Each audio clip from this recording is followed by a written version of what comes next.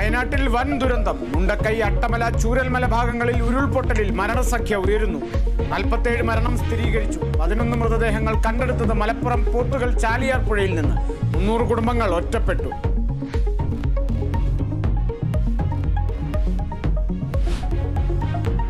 ദുരന്തത്തിൽ വിറങ്ങലിച്ച് നാട്. രക്ഷാപ്രവർത്തകർക്ക് പലയിടത്തും എത്തിപ്പെടാനാകുന്നില്ല. കാലാവസ്ഥ ദുഷ്കരം. കോയമ്പത്തൂരിൽ നിന്നുള്ള ഹെലികോപ്റ്ററുകൾ തിരിച്ചുപോയി. ഏഴിമലയിൽ നിന്നുള്ള നാവികസേന എത്തും.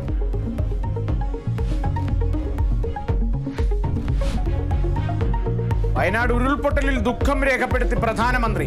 മരിച്ചവരുടെ കുടുംബങ്ങൾക്ക് 2 ലക്ഷം രൂപ സഹായധനം പ്രഖ്യാപിച്ചു. പരിക്കേറ്റവർക്ക് 50,000 രൂപ നൽകും.